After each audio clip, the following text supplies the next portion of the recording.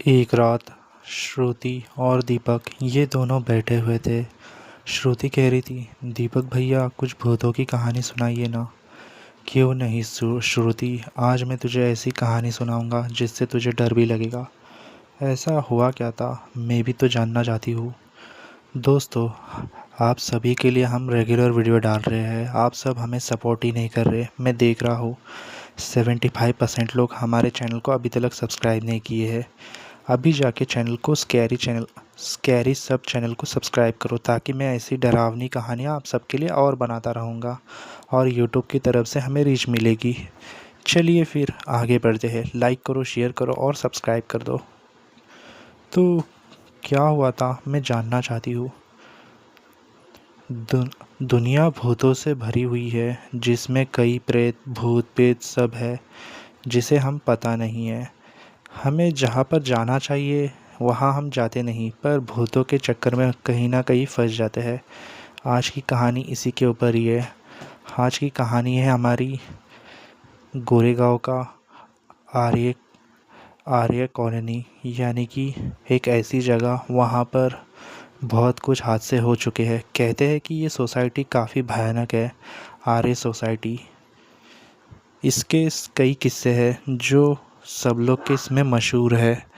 किन किन बहुत लोगों ने वहाँ पर जाकर अपनी जान को जोखिम में डाला है।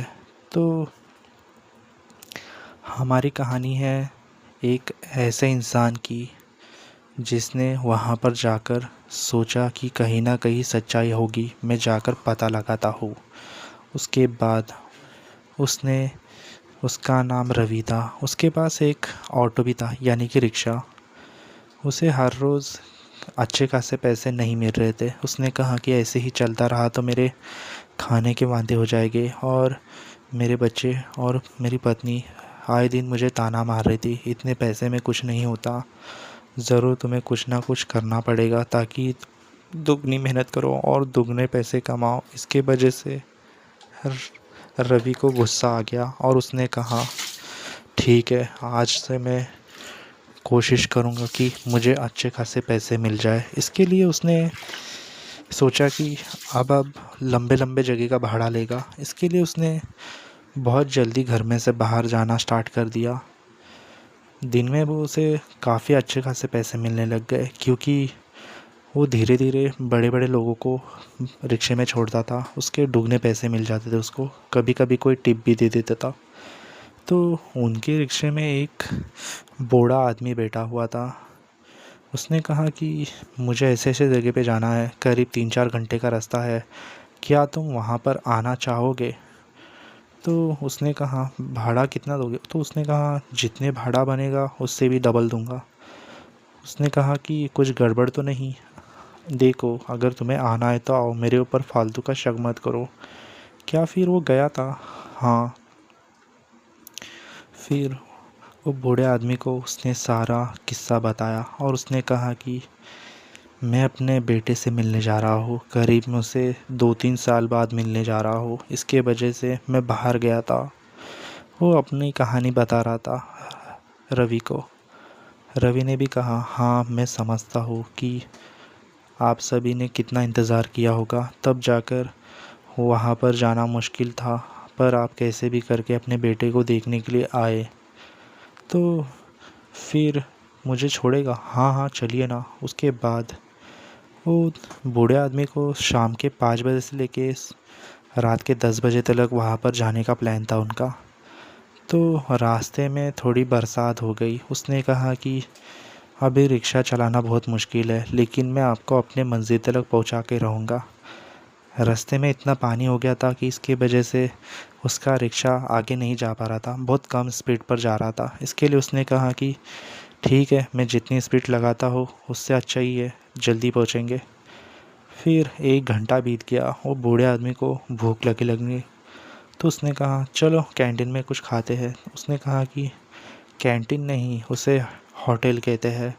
हाँ हाँ वही, तुम्हें तो भूख लगी होगी ना? हाँ सही कहा आपने, कुछ नाश्ता कर लेता हूँ। तो उन लोग नाश्ते के लिए बैठ गए। सब कुछ ठीक ही चल रहा था। नाश्ता विश्ता करने के बाद उन्होंने कहा कि चलो फिर बैठते हैं। उन लोग दोबारा से रिक्शा स्टार्ट किए और वो बूढ़ा आदमी अपनी कहानी बताने लग गया कि इतने इतने टाइम के बाद वो घर जा रहा था, उसके वगैरह वगैरह उसके चक्कर में शाम के 7 बज चुके थे। फिर क्या था, उसका लंबा सफ़र था, वो बहुत घुमा रहा था। इसके लिए मैंने सोचा कि उसे कंफर्म एड्रेस पता नहीं है, तो उसको मैंने कहा आपके बेटे या किसी रिलेटिव को फ़ोन कीजिए और एड्रेस बताइए ताकि मैं आपको उस जगह पे छोड़ सकूँगा। तो उसने कहा कि मुझे पहले बताना चाहिए था ना। फिर आपको क्या लगा कि मैं ऐसे ही बोल रहा हूँ? हाँ, मुझे लगा ऐसे। फिर क्या था, धीरे धीरे उसके बेटे को उसने फ़ोन किया।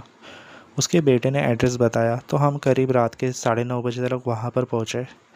फिर उसने मुझे घर पर बुलाया और कहने लगा तुमने मेरे पापा को सही सलामत घर पहुँचाया, इसकी वजह से तुम्हें चाय पीनी ही पड़ेगी। तो उसने उन्हें चाय दी रवि को। रवि भी खुश हो गया, उसे अच्छी फैमिली से मौका मिला मिलने का। तो उसने कहा कि अब क्या करेंगे, तू जाएगा या रुकेगा? फिर उसने कहा नहीं नहीं, ऐसा नहीं कर सकता, मुझे जाना ही होगा क्योंकि मेरी पत्नी और मेरे बच्चे इंतज़ार कर रहे हैं। तो उसके बच्चे इसका इंतज़ार कर रहे थे, इसकी वजह से वो रात के 10 बजे वहाँ से निकला। तो बीच में उसका रिक्शा थोड़ा ख़राब हो गया था क्योंकि पानी चला गया था, इसके वजह से रिक्शे को साफ़ करने का था। तो 10:30 बज गए और रिक्शा आर्य कॉलोनी के यहाँ पर रुक गया। फिर वहाँ पर से उसने पाना भी ना लिया और रिक्शे को खोल दिया पूरा। उसने करीब आधा घंटा लगा उसे सब कुछ पानी भी नहीं निकालने के लिए क्योंकि गियर बॉक्स भी इसमें सब में पानी चला गया था। उसने आधा घंटा साफ़ कर दिया, रात के 11 बज चुके थे। फिर क्या हुआ, फिर उसने रिक्शा विक्शा साफ़ किया और उसने कहा अरे रात के 11 बज चुके हैं, अब मुझे घर पहुंचने में करीब 2 घंटे या 3 घंटे लग सकते हैं। फटाफट रिक्शा दौड़ाता हूँ और अपने घर चले जाता हूँ। वो कुछ तो बड़बड़ कर रहा था, उतने में उसे एक खूबसूरत लड़की दिखाई दी जो कि मोबाइल लिए हुई थी। उसने वाइट कलर का फ़्रॉक पहनी थी और वो बहुत जल्दी में थी, उसके पसीने निकल गए थे और उसके हाथ में एक छाता भी था। बहुत तेज़ बारिश हो रही थी, इसके वजह से उसने छाता ली हुई थी और वो कह रही थी क्या मुझे तुम आगे तक ड्रॉप कर सकते हो? तो उसने कहा कि मैं तो अभी घर जा रहा हूँ। उसने कहा कि देखो अगर तुम मुझे छोड़ते हो तो मैं तुम्हें एक्स्ट्रा पैसे दे दूँगी। तो उसने कहा कि नहीं नहीं, एक्स्ट्रा पैसे देने से भी कुछ नहीं, मैं घर जा रहा हूँ और किसी को छोड़ूंगा तो मुझे घर जाने नहीं मिलेगा। उसने कहा कि देखो तुम्हारे अलावा भी कोई रिक्शा नहीं है, इसके वजह से मैं तुम्हें रिक्वेस्ट कर रही हूँ। मैं उसे मना ही नहीं कर पाया क्योंकि उसने मुझे रिक्वेस्ट की थी, इसके वजह से मैंने उसकी बात मानकर उसे रिक्शे में बिठा लिया। फिर मैं रिक्शा चलाने लगा। उसने कहा कि ऐसे ऐसे जगह पे जाना है, तो वहाँ पर रात के 2 बजे उसे पहुँचना था। तो मैंने उससे पूछा कि ये रात के 2 बजे वहाँ पर क्या करना है? तो उसने कहा कि कुछ नहीं, फ्रेंड्स है, पार्टी करनी है, इसके वजह से मैं चल दी हूँ। अच्छा ये बात है? हाँ ये बात थी। फिर क्या था, उसने मुझे ऑफ़र किया कि मैं भी पार्टी में आऊँ। तो मैंने उससे कहा कितने बजे तक पार्टी रहेगी? उसने कहा कि तुम्हारी मर्ज़ी, अगर तुम जल्दी जाते हो तो हम जल्दी आ पाएंगे। फिर क्या था, उसने मुझे ऐसे ऐसे जगह पे पार्टी बताई। तो मैंने सोचा क्या करूँ, किसी अनजान व्यक्ति से जाऊँ या ना का। फिर मैंने खुश होकर उससे कहा ठीक है मैं आऊँगा, लेकिन आड़ा ही नहीं तो 3 बजे तक वहाँ से चला जाऊँगा। उसने कहा कि मुझे मंज़ूर है। फिर क्या था, धीरे धीरे मैं उसके रास्ते पर वो बताने बताने में पहुँच गई। क्या पता क्या हो गया उसके बाद। फिर उसे एक फ़ोन आया और कहने लगे अरे वो पार्टी कैंसिल हो गई है, तू अपने घर चले जा, हम लोग भी सब लोग घर चले गए हैं। तो उसने कहा मैं इतना तैयार होके आई थी, मैंने कहा कि पार्टी करूँगी, पर तुम लोग ने कहा कि प्लान ही कैंसिल हो गया है, अब क्या करें? फिर मुझे बहुत गुस्सा आया, मैं उससे मुंह टेढ़ा कर कर बात करने लग गया। मैंने कहा कि तुमने मेरा टाइम पास कर दिया, मैं कितना एक्साइटेड था, तुमने प्लान के ऊपर पानी छिड़क दिया पूरा। उसने कहा होता है, अब क्या कर सकते हैं, वहाँ से कैंसिल हुआ तो हम भी क्या करें। उसके बाद उसको पूछा मैंने तो अब कहाँ जाना है तुम्हें? उसने कहा कि मुझे आर्य कॉलोनी के यहाँ पर जाना है। मैं डर गया क्योंकि मैंने उसके बारे में सुना था। वहाँ पर कोई भूतनी है जो कि लोगों को रात के समय पर लिप मांगती है। तो मैंने उससे पूछा, क्या आपने सुना है कि यहाँ पर रात के समय कोई भूतनी लिप मांगती है? तो उसने कहा कि अच्छा खासा मजाक कर लेता है तो वाकई में यहाँ पर कुछ भी नहीं है, लगता है तू डरा डरा है, इसके वजह से ऐसे बहकी बहकी बातें कर रहा है। फिर क्या था, मैंने उसके पैर देखे तो मेरे होश उड़ गए। उसके पैर उल्टे थे और उसके हाथ और गले के ऊपर काफ़ी निशान पड़े हुए थे। मैंने सोचा कि उससे पूछूं, पर मुझे लगा कि कहीं कुछ गड़बड़ ना हो जाए, इसकी वजह से मैं कुछ नहीं बोला। फिर वो रोने लग गई। मैंने उससे पूछा, क्या हुआ तुम्हें? उसने कहा कि मुझे कुछ ठीक नहीं लग रहा। फिर उसके बाद मैंने उससे पूछा, क्या हुआ तुम्हें? तो उसने कहा कि मुझे भूख लगी है, मुझे खाना चाहिए। फिर मैंने उससे कहा, कहाँ पर जाना है? कैंटीन, होटल बिटल में? उसने कहा कि नहीं, मुझे तुम्हारा ही मांस खाना है और तुम्हारा खून पीना है। ये सुनते ही मेरे होश उड़ गए और मैं हैरान हो गया क्योंकि जो मेरे पीछे बैठी हुई थी वो कोई इंसान नहीं, कोई लड़की नहीं, बल्कि कोई भूतनी बैठी हुई थी। उसने कहा कि तुम मुझे आर्यन कॉलोनी के यहाँ पर छोड़ दो। मैं जैसे आर्यन कॉलोनी के यहाँ पर गया उसने अपना असली रूप ले लिया था। फिर मैंने उसे धक्का मार दिया रिक्शे से और रिक्शा बहुत तेज़ भगाने लग गया। पर मुझे मेरी मंजिल ही नहीं दिखाई दे रही थी। आर्यन कॉलोनी यानी कि वो कॉलोनी के अंदर ही मैं घूम रहा था। वहाँ पर एक जंगल था, मैं उस जंगल के अंदर रिक्शा लेकर घुस गया।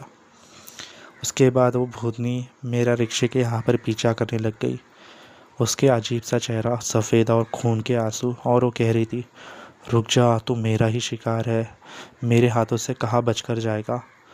मैंने उससे कहा, छोड़ दो मुझे, मैं तुम्हें जानता तलक नहीं, तुम मेरी जान क्यों ले रही हो? उसने कहा, मुझे कुछ पता नहीं, तू मेरा शिकार है, तू मेरे पेट में ही जाएगा। उसके बाद मैं लगातार रिक्शा घुमाता ही रहा। वो रिक्शे के पीछे ही भाग रही थी। मैं साइड मिरर कर देखा तो वो ऐसे भाग रही थी जैसे उसके पास अचानक काफ़ी सारी शक्तियाँ आ गई हो। मैं भूल गया वो भूतनी है और मैं साधारण इंसान। इसके वजह से मैं अपना रिक्शा लेके वहाँ पर एक घर था, वहाँ पर जाकर छुप गया।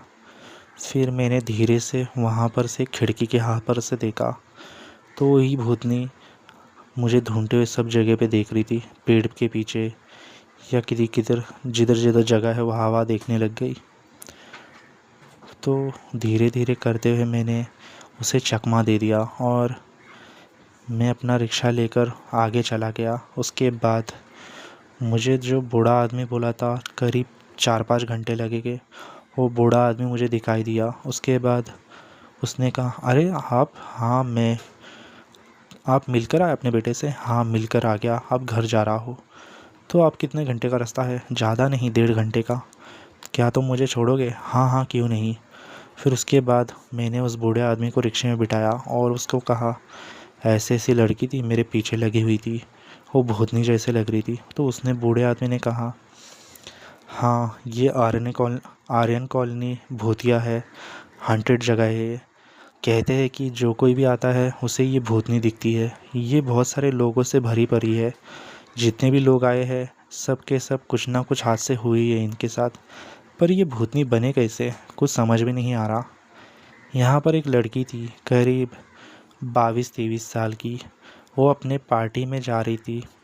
एक दिन वो अपने पार्टी के लिए रिक्शा देख रही थी क्योंकि उसके पास गाड़ी नहीं थी। वो तैयार बियार होकर वहाँ पर खड़ी थी। कुछ बदमाशों ने उसे उड़ा दिया। तब से वो रात के समय किसी ना किसी को दिखती है और आर्यन कॉलोनी के यहाँ पर लिप मांगती है और उन सबको कंफ्यूज करती है कि वो अपने साथ में ले जाए। जिस किसी ने भी उसकी बात मानी तो उसे वो पार्टी का ऑफ़र करती है। जिस किसी ने भी पार्टी को हाँ बोल दिया तो वो आर्यन कॉलोनी के यहाँ पर लेकर जाकर वो वहाँ पर उसे मार देती है और उसको कच्चा चबा डालती है। इसके वजह से उसके चर्चा काफ़ी हो गए हैं। जो कोई भी आता है उसके हाथ से ज़िंदा नहीं लौटता। मुझे लगता है कि वो तुम्हारा भी पीछा कर रही थी। सही कहा आपने, मैं उससे जान बचा कर आया हूँ। अगर मैं उसके हाथ में आता तो वो मुझे कच्चा खा जाती थी। इसके लिए मैंने कहा तुझसे कि किसी की भी बात पर यकीन नहीं करना, क्योंकि आर्यन कॉलोनी भूतिया है। ये गोरेगांव की कॉलोनी है। यहाँ पर जितने भी लोग गए हैं कुछ ना कुछ हुए उनके साथ। ये जब से कॉलोनी बनी है तब से वहाँ पर ऐसे ऐसे घटना होती है अलौकिक। तो उस बूढ़े आदमी ने मुझे पूरी बात समझाई कि आर्यन कॉलोनी के यहाँ पर ऐसे घटना हुई है। रात के समय वहाँ पर जाना नहीं चाहिए, खासकर कि 12 बजे से लेके सुबह के 3 बजे तक। अगर वहाँ पे जाते हैं हम तो ढेर सारे भूत और पिशाच भी दिख सकते हैं। वो किसी का भी रूप लेके अपनी बातों में उलझाकर वो सोसाइटी के अंदर हमें ज़बरदस्ती लेके जाते हैं और बहुत भयानक तरीके से मार के खा जाते हैं। इसके लिए वहाँ पर मैंने गलती कर दी, क्योंकि मैं जिसे मैंने लिप दी थी वो कोई इंसान नहीं, कोई भूतनी थी। उस दिन मेरी जान बच गई, नहीं तो बूढ़ा आदमी नहीं आता था तो वो भूतनी मुझे पकड़कर जगह पे ही वहाँ पर मार देती थी। वाकई में कोई कहता है ना, बचाने वाला का हाथ अच्छा है, इसकी वजह से मैं बच गया। तो ये कहानी है आर्यन कॉलोनी की। हाँ, पर क्या वाकई में वहाँ पर कोई भूत नहीं है? हाँ, मेरे साथ यानी कि रवि के साथ जो हादसा हुआ उसने मुझे बताया था कि ऐसी ऐसी कॉलोनी है, वहाँ पर भूत को देखा गया है, वो भी रात के समय। इसके लिए दोस्तों कहीं पर भी जाना हो तो उसकी इन्फॉर्मेशन निकालनी चाहिए, ना कि आपके साथ ऐसे कुछ किस्से हो जाए। तो कैसी लगी हमारी कहानी? अगर आपको पसंद आती है दोस्तों तो सपोर्ट करो हमें, ताकि ऐसी डरावनी कहानियाँ आप सबके लिए बनाता रहूँगा। आप सबका सपोर्ट चाहिए मुझे, ताकि मैं ऐसी डरावनी कहानियाँ आप सबके लिए लाता रहूँगा। तो क्या आपके पास भी ऐसी डरावनी कहानी है? अगर होगी तो मुझे कमेंट कर सकते हैं। हो सकता है कि मैं आप सबके सामने लाने की कोशिश करूँ। तो देर किस बात की है, सब्सक्राइब करो स्कैरी सबको, बेल आइकन दबाना ना भूलें हमारी लेटेस्ट वीडियो के लिए। और हाँ दोस्तों, एक लाइक छोटा सा कर दो।